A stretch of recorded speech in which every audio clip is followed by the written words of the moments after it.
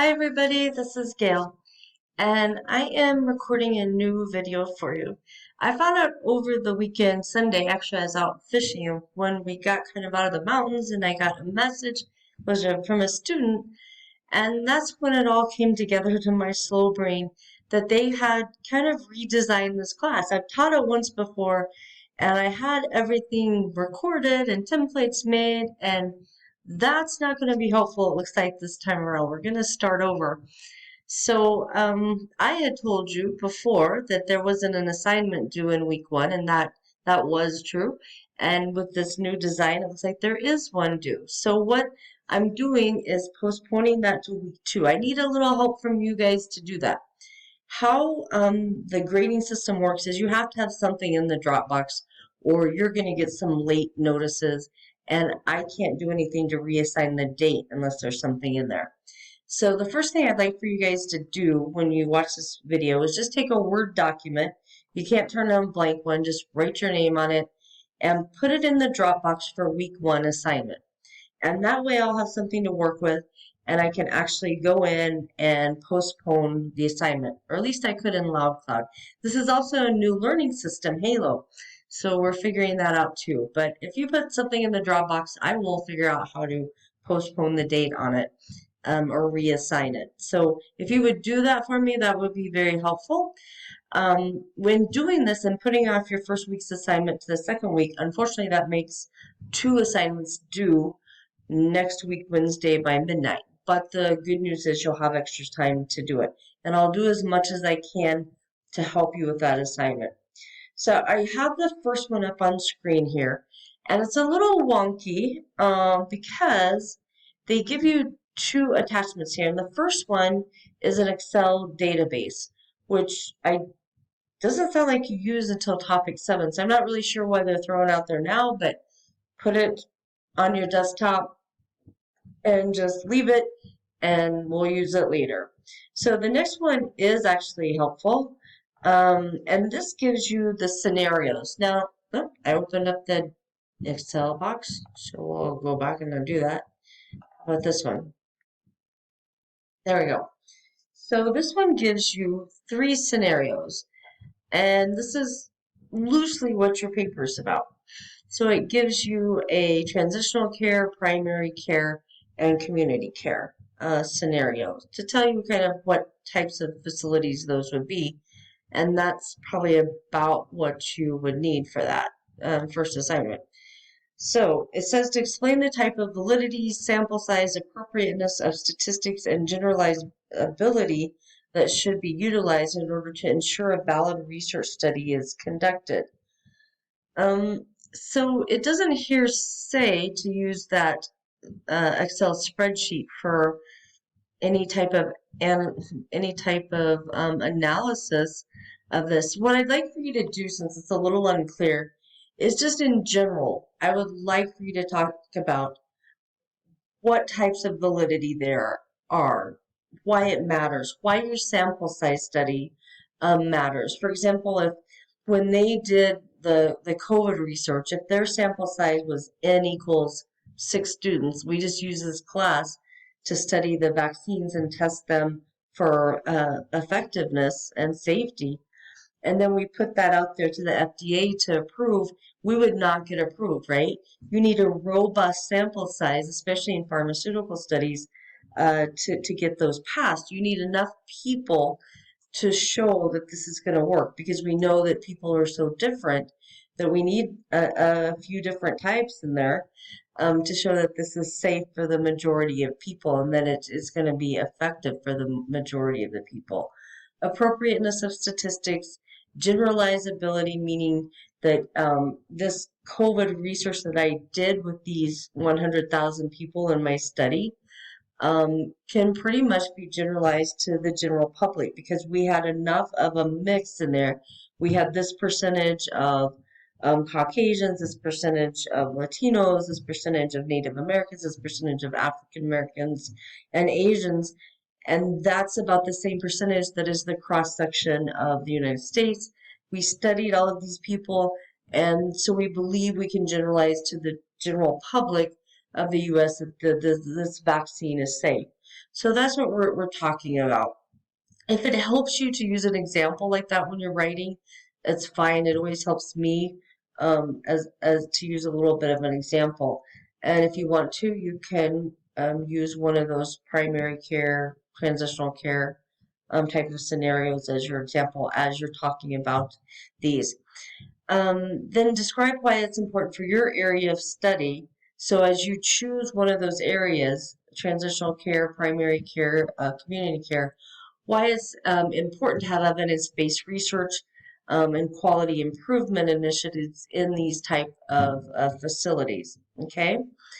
And so what I really feel strongly about when you're writing papers and when I'm grading is using headers. And in APA 7th edition, headers are definitely not recommended, they're required. So I'm going to pop this up here for you guys. I use Perla. I'm in class now also studying to be a pastoral counselor. I've switched careers here after retirement. So what I use is Perla, and this is what it looks like, and it's an add-in. So actually, if you just go up to your search bar, which is kind of cut off in here, and you search add-ins, you can search out Perla. It is not free, but it's like 1 year for $36 or something. It's not terrible. It works with a word that you've downloaded. I have the student teacher that I paid for. I don't know that it works with the GCU, kind of the word that comes with your education here. When I typed it into add-in, it didn't come up. I think it said that it didn't work, or our administration hadn't approved it to be used. So whatever. If you can get it, fine. If you can't, I just wanted to show it to you. And there's many other type of citation managers out there, but the nice one about this is it puts in APA 7th edition for you. It sets up your paper and everything. So when I'm using Perl, I can click new paper and I can do a research paper or I can do a discussion post, and it helps me set all that up. So I've already set up or tried to the first paper because I want to make you guys a template since I'm starting over again with all this. So it makes me a title page, and then of course the title of your paper goes on the first line in bold in 7th edition. Then what I wanted to show you mostly is how to do headers. So here it shows you a heading. This is a level 1 header in APA 7th edition. This is a level 2. So for this one, the first discussion point is validity. So I'm going to put it there. It's going to be left oriented and it's going to be bold, validity. And I would say to discuss the validity is probably about 1 paragraph or 2. Let's do 1 to 2. Okay, then you're going to go to your next subject, which is sample size. So I want a header for that. This is also that you know that you've met each of the criteria of the assignment. And also when I go to grade it, I know where you put that stuff. If I have one long paragraph that is supposed to contain all this information and I have to go there and find it all, I'm not happy, first of all. And then the others, I may not find it all. I may give up. And your grade will reflect that.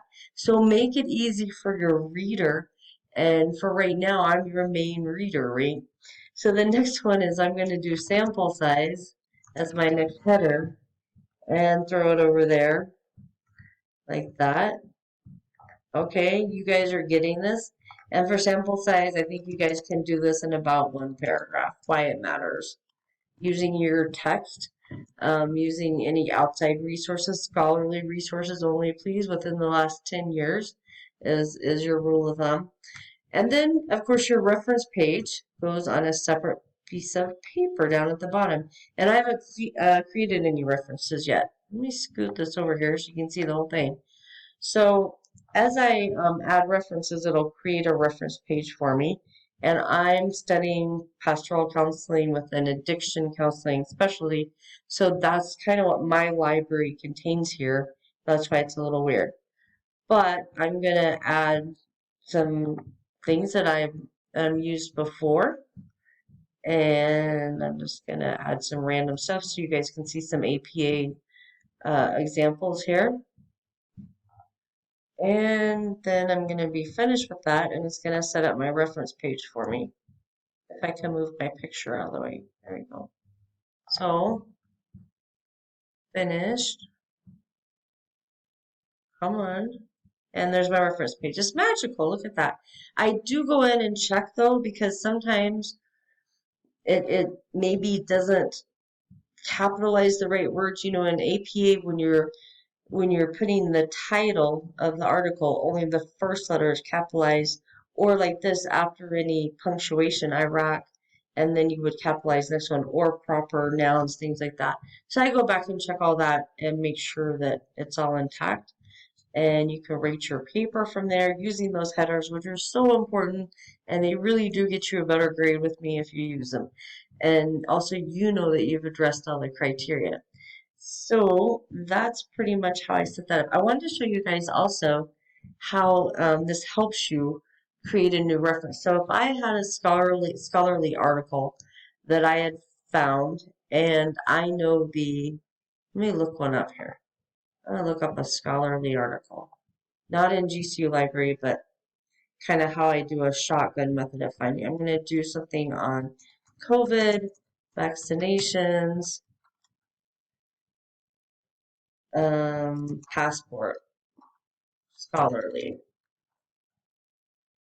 And so we have a few scholarly articles. They may not be full text. That's when I would go back into GCU Library and type in this title and try to get my full text from them. So BDU articles, let's go there. That looks like it's some type of statement, New England Journal. So I'm just going to copy and paste that title. And then my Perla actually will do this for me if it finds it. That's amazing. I'm going to go back in here and look up my Control V and see if it can find it for me. There it is. Okay. So then when I just use this work, I'm going to make sure that all of it looks good, the authors are right. Sometimes sometimes the authors are put right on top of each other. I also want to make sure only capitalize the first word of the title and subtitle. Well, since I had it in quotes, it was a little wonky. So then I want to do after punctuation, do that. And we got all the rest are small case. New England Journal of Medicine, all large case. The date, the volume number, issue number, all that is put in there for me, and I love it. Then the retrieval date is very important. That's going to be today. And then next, it's going to show it to me to approve. I create it, and bonk, it's going to be on my references. So I want to show you how easy that is if you guys need a little help. Or you may already have something like this. I just really like this program. I'm not getting a kickback. I'm not getting a kickback from anybody. So this is your first paper. I'm going to put a template out there when I finish putting all of this together. I don't have a student example paper for you because it is a new class. You guys will be making the student examples for me. And I will ask your permission before using them in the next class. So I apologize for kind of a stumbling first week. We'll get on track. We'll go. We'll have fun. I will have much grace in grading these assignments. Since this is a little new to me and certainly new to you guys, I'll have a lot of grace. Common grace is what we all have from God. And we need to give it to other people too. And in this class, there's a lot of it going out and a lot of positive vibes to you guys. We'll get through this, and I'll give you a video every week as we go over the different assignments. I'll make another video for the second assignment, and I'll be putting that out soon, within the next day or so. And I just want to say that I enjoy the fact that all of you guys are in here. We have a very elite group. I read over your bios. Welcome to class. And if you need anything, please text me. Call me. I love to talk to my students. If I'm busy, I won't answer the phone. Text me and say, please call me back when you get a chance, and I will. Okay? Stress-free environment, guys. Okay, take care. Bye-bye.